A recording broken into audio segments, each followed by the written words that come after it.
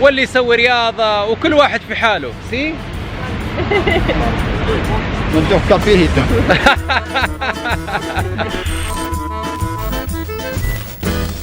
C'è una luna mezzo mare, mamma mia, mamma mia.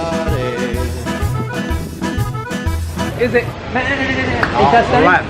Lamb. He's a veal. Oh, that is veal. Yes. Oh, that's veal. Okay. اللي منكم يبغى يجرب الأكلة هذه يتفضل. أنا بالنسبة لي صراحة معدتي ما تقوى، لكن كل المحليين هنا يمدحوا في الأكلة هذه وينصحوا فيها.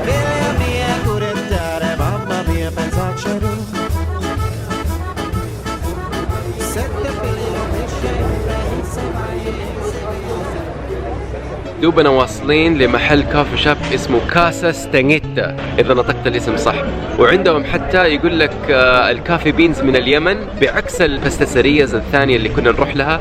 يعني هذولك مركزين على البيستريز اكثر شيء، وكمان يسووا كافي. لا، المحل هذا متخصص في الكوفي، وعندهم بيستريز، عندهم بيستريز قليله، ولو تبغى كانولي كمان يسوي لك اياها فريش.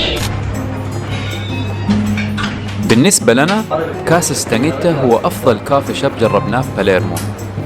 المحل مرة صغير ويالله يكفي الناس اللي يشتغلوا جوا، لكن الكوفي عنده والكانولو شيء خرافي لدرجة إننا رجعنا له كذا مرة.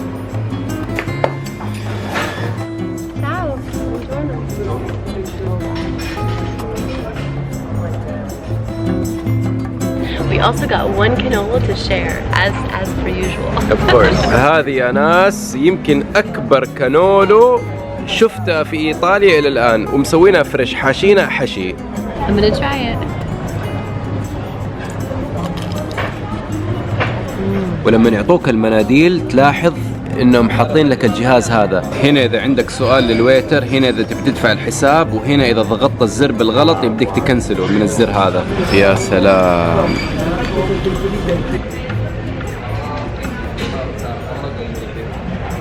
أوه. الماركت الآن رايحين لها اسمها ماركاتو ديل كابو، يعني اسم مطليا أكثر من كذا ما في، وبناخذكم هناك ونشوف كيف أجواء الماركت، فستي توند. Benvenuti al mercato del capo. Sette filo pesce e una insa vai e se bene sempre lo pesce mare.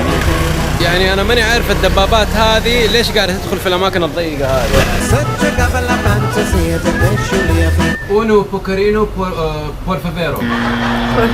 Por favera. Por favore. I will never learn Italian. هذه أسماك الساردين المشهورة هنا في صقلية، والريدي شافطين لك إياها في كيس. فالوتشا إيطاليانو. ها؟ أوه واو سميل. شوفوا يا ناس، هذا ملح بالليمون وهذا ملح بالبرتقال. Oh, it's already vacuum sealed. It's perfect, yeah. Perfetto. Prego.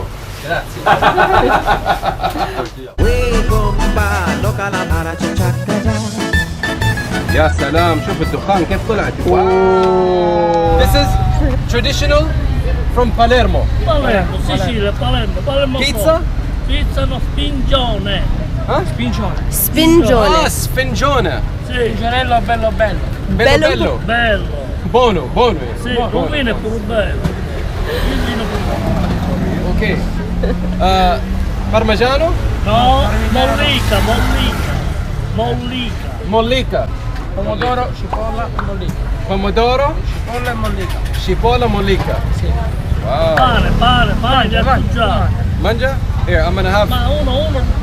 عندك هذا الحبيب ما شاء الله عليه مسوي هذه كلها زي ما انتم شايفين. اخذ السفنجينو بيلو هذه اذا نطقتها صح، حط عليها زيت زيتون وشوية اوريجانو وبيبر، وبيسخن لنا اياها تحت، وبعدين بنضرب فيها. بيلو هات يا كبير يا بيلو. جراتسي. هذه اول لقمة ساخنة.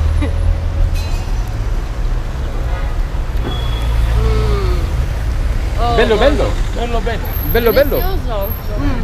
Perfetto. bello wow. Spincionello bello.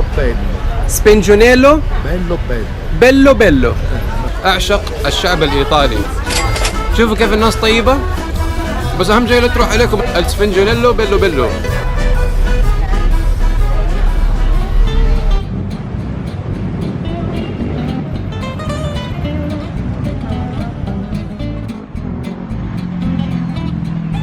بونوسويرا من باليرموز مارينا. هذه المارينا حقت باليرمو. الأجواء جدا جميلة، اللي راكب دراجة واللي يجري يسوي رياضة واللي قاعد يمشي كلبه، وكل واحد في حاله، زي ما أقول كل واحد في حاله.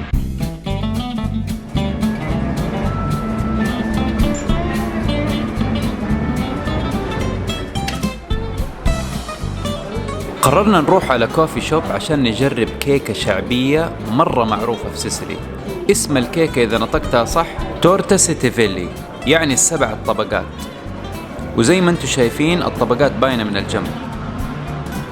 اللي طلبناها فيها طبقة سميكة من الموس والبستاشيو، وآخر طبقة من تحت زي البسكوت. الكيكة هذه شعبية ومحبوبة عند المحليين ومرة لذيذة وتستاهل تجربة. It's so rich. It's like chocolate mousse, pistachio cream. It's very good. لا تروح عليك إذا جيت على سيسيلي.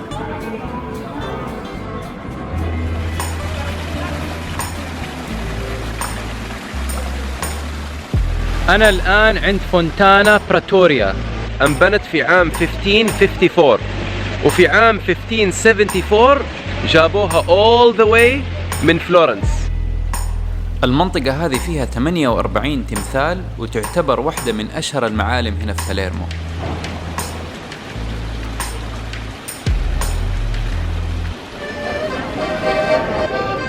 بونوسويرا. احنا الآن في مطعم اسمه فيرو دي كافالو. المطعم هذا محبوب لدى اللوكلز هنا في باليرمو، وكان يوم من الأيام المحل المفضل للطلاب القدامى هنا في باليرمو، ومع الأيام it gained popularity وصار محبوب لدى الجميع، وصاروا كل الناس يعشقوا المحل هذا وتاكل فيه أكل تاكل أصابعك وراه. أول شيء لاحظناه في المطعم لما جينا إنه الطاولة مطبوع عليها المنيو، يعني حتى ما يحتاج يعطوك منيو to begin with.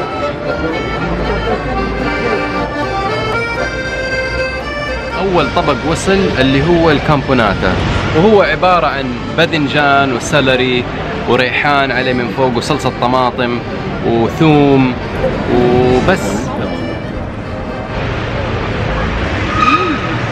وشوية سبايسي. Oh wow. من أول ما إحنا جينا على سيسيلي وضاربين في النورما، واحدة من الأطباق المفضلة لنا جدا. النورما هذه أكلناها في كاتانيا وفي ساريكوزا وفي أغريجنتو، والآن قاعدين ناكلها في باليرمو. Now you know يعني it's one of our favorite dishes هنا. صراحة لذيذة جدا بالباذنجان وجبنة الريكوتا لا تروح عليكم، وعليها الثوم وصوص طماطم، والباستا نفسها الدانتي بطريقة محترفة جدا.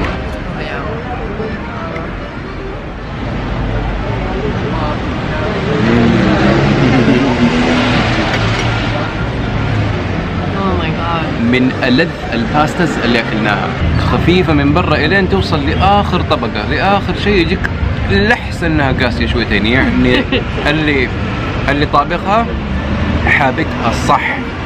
This is amazing. This tastes so homemade.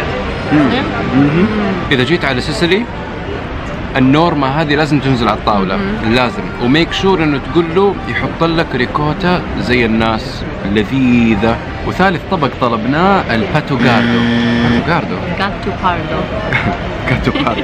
وثالث طبق طلبناه الجاتو باردو، شريحة إيج بلانت باذنجان نحيفة حبيب كيتي ملفوف بالباستا وعليه صوص الطماطم والثوم، وفوق هذا كله عليه بيستو.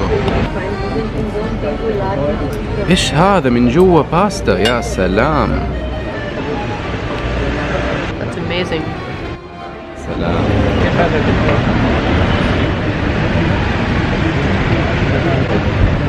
Oh wow.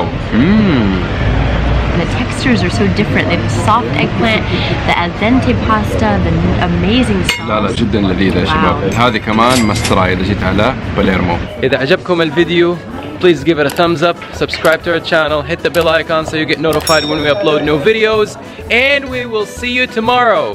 Ciao. Ciao.